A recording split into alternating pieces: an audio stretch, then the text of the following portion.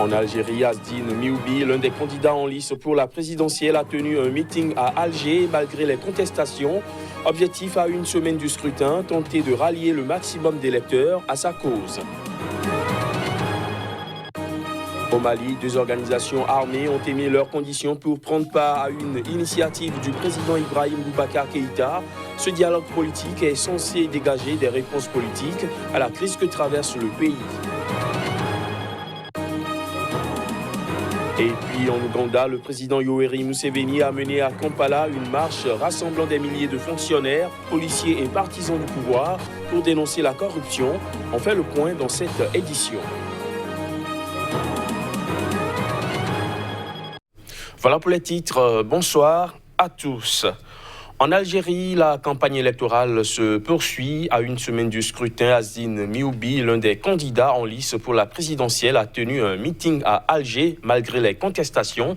Objectif à une semaine du scrutin, tenter de rallier le plus grand nombre d'électeurs à sa cause. Voici les images.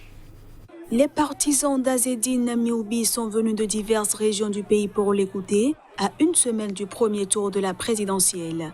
Ancien ministre de la Culture, Mioubi est le secrétaire général du Rassemblement national démocratique, un parti traditionnellement allié au chef de l'État par intérim, suite à la démission d'Abdelaziz Bouteflika en avril 2019.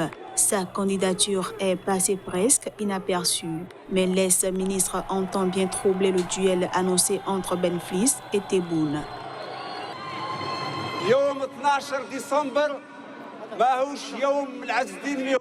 Le 12 décembre ne sera pas la journée d'Azdine Mioubi, mais la journée de l'Algérie.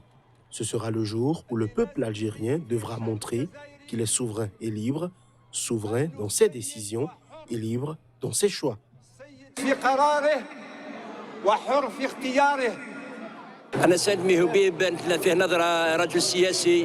Je soutiens Mioubi. Il nous paraît avoir une vision d'homme politique. Nous préférons Mioubi. La campagne reste perturbée par le Irak, le mouvement de contestation. Il rejette cette élection organisée par un système, puisque les 5 candidats sont tous liés à l'ancien président Abdelaziz Bouteflika. Après 2 reports, l'armée est cette fois-ci persuadée que le scrutin du 12 décembre prochain se tiendra et devrait marquer la fin de la contestation. Mais il suffit de regarder la liste des 5 candidats retenus pour comprendre que les choses ne seront pas si simples. Il s'agira d'une continuité du pouvoir d'Abdelaziz Bouteflika, commente un éditorialiste. Au Mali, 2 organisations armées ont émis leurs conditions pour prendre part à une initiative du président Ibrahim Boubacar Keïta. Ce dialogue politique initié par le chef de l'État est censé dégager des réponses politiques et non pas seulement militaires à la grave crise que traverse le pays. Les détails. Le président Ibrahim Boubacar Keïta a mis sur les rails au mois de mai dernier un dialogue national dit inclusif, censé mettre les Maliens autour de la table et établir une feuille de route. Une initiative qui devrait dégager des réponses politiques et non pas seulement militaires à la grave crise que traverse le Mali. Mais après des mois de consultation, cette initiative piétine. La principale formation d'opposition refuse d'y participer et la coordination des mouvements de l'Azawad et la plateforme composée de groupes armés pro-gouvernementaux s'en sont elles aussi dissociées à la suite de propos du président, ouvrant la porte, selon elle, à une remise en cause de l'accord de paix d'Alger de 2015 dont elles sont signataires. Après une séquence particulièrement meurtrière pour les troupes maliennes ces derniers mois, le chef de l'État malien a annoncé samedi le lancement officiel du dialogue pour le 14 décembre prochain, appelant toutes les forces vives de la nation à y prendre part. Dans un communiqué conjoint publié mercredi, la coordination des mouvements de l'Azawad et la plateforme composée des groupes armés pro-gouvernementaux disent qu'elles n'émettent pas d'objection à un éventuel retour au dialogue. Mais elles ajoutent que l'accord d'Alger ne peut être modifié qu'avec le consentement express de tous les signataires. Les 2 organisations armées réclament la création, dans les meilleurs délais, d'un cadre approprié pour discuter des modalités de leur participation. En Ouganda, le président Yoweri Museveni a mené à Kampala une marche rassemblant des milliers de fonctionnaires, policiers et partisans du pouvoir pour dénoncer la corruption. Et pourtant, depuis qu'il a pris le pouvoir en 1986, ces différents gouvernements ont été régulièrement accusés de détourner des millions de dollars d'argent public. Les images. Le président ougandais Yoweri Museveni a mené ce mercredi à Kampala une marche rassemblant des milliers de fonctionnaires, policiers et partisans du pouvoir pour dénoncer la corruption qui lui a valu des critiques acerbes de ses détracteurs. Pour cette marche, la capitale ougandaise avait été placée sous haute surveillance, des soldats encadrant de près les dignitaires qui défilaient, dont les présidents du Parlement et de la Cour suprême. Les commerces étaient clos et la fermeture des routes a provoqué d'importants embouteillages. Les gens corrompus sont des parasites, a déclaré Yoweri Museveni à la foule après la marche, disant voir dans la corruption un problème spirituel. Cette marche a suscité de nombreuses moqueries, les critiques rappelant que plusieurs scandales de corruption ont marqué la présidence Museveni.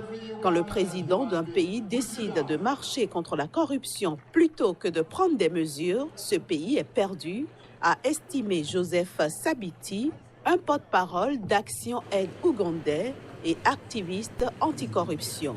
On se moque des Ougandais, a-t-il accusé.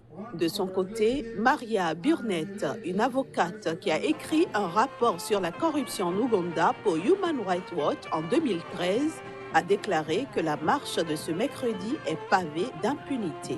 L'opposant Kizza Besigye avait prévu ce mercredi une manifestation séparée contre la corruption, mais son entourage a indiqué qu'il avait été arrêté par la police en s'y rendant. 4 fois candidat malheureux à l'élection présidentielle, il est arrêté de manière quasi routinière. Des centres de traitement contre Ebola en République démocratique du Congo, objet de nouvelles attaques.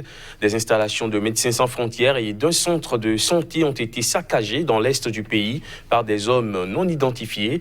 À la suite de cette nouvelle attaque, Médecins sans frontières a annoncé le retrait de ses effectifs non congolais. Les assaillants armés de bâtons et de machettes sont entrés dans le centre de soins de Biakato-Mine, dans l'est du Congo, et ont provoqué des dégâts matériels sans faire de blessés. Pendant la même nuit, un groupe de gens également armés a tenté de pénétrer à l'intérieur d'un camp de Médecins sans frontières. L'organisation a annoncé ce mercredi le retrait de tous ses personnels non locaux en raison de la détérioration de la situation sécuritaire. C'est dans cette même région qu'une jeune agente du ministère congolais de la Santé, chargée de la vaccination, et 2 chauffeurs avaient été tués dans une attaque armée non revendiquée dans la nuit du 27 au 28 novembre. Après l'attaque, l'Organisation mondiale de la santé avait annoncé l'évacuation de tous ses agents. Médecins sans frontières avait choisi de rester sur place, notamment au centre qui traite 9 cas suspects et 2 cas confirmés. Les assaillants sont des individus assimilés au Maï-Maï, des groupes armés congolais, selon l'administrateur du territoire de Mambasa. Déclaré le 1er août 2018, la 10e épidémie sur le sol congolais a tué plus de 2000 personnes, principalement dans les provinces du Nord Kivu et de l'Ituri voisine. L'insécurité perturbe les campagnes de vaccination et le suivi des cas suspects et de leurs proches dans cette zone et dans la région voisine de Beni. Les experts redoutent une reprise de l'épidémie à un moment où elle semble maîtrisée. On tourne autour de 10 cas par semaine comparé au mois de juillet où nous arrivons à 90 cas par semaine, avait déclaré le responsable congolais de la riposte contre Ebola. Au moins 58 migrants sont morts dans le naufrage d'un bateau au large de la Mauritanie. L'annonce a été faite ce jeudi par les autorités mauritaniennes et l'Organisation internationale pour les migrations. Le naufrage s'est produit mercredi à quelques 25 km au nord de la ville de Nouadhibou, à proximité de la frontière avec le Sahara occidental.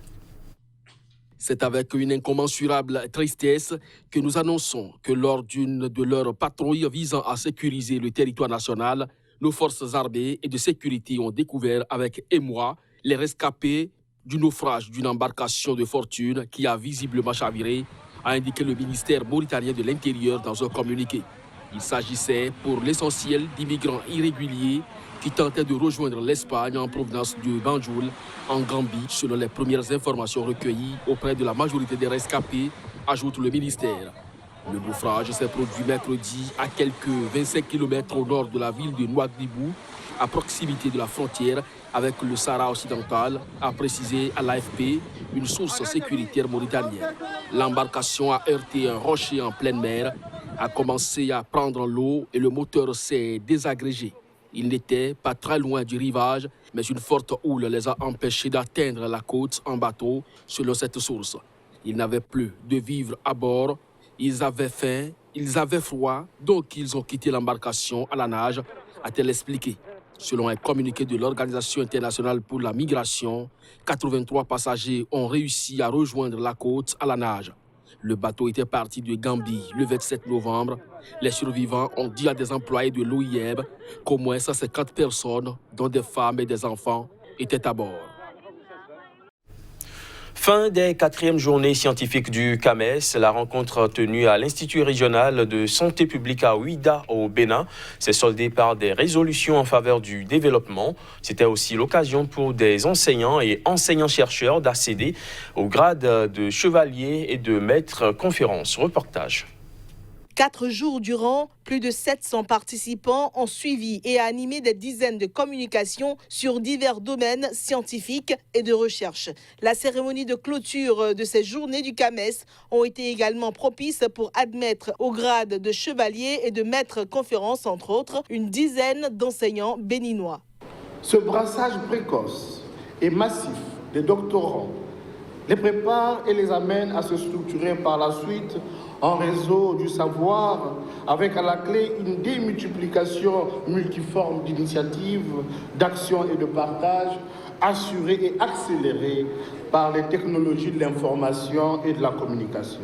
Sans être prophète, j'imagine et prédis une explosion scientifique formidable qui résultera de ces synergies qui, à mon sens, accroîtront la crédibilité et le rayonnement de la marque CAMES et de leurs détenteurs grâce à la qualité du service qui sera apporté à la société.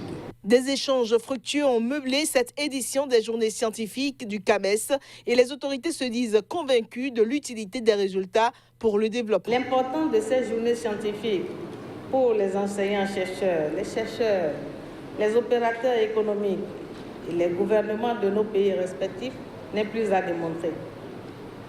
Pendant 3 jours d'échanges féconds, vous avez contribué à la production de connaissances à mettre à la disposition de l'humanité pour faire face aux défis de développement.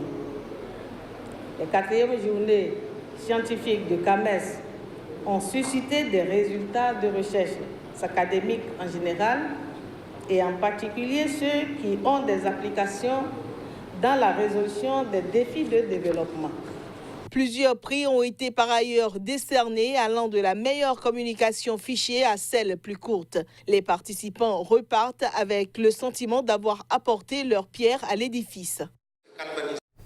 Fin de ce JT, merci de l'avoir suivi.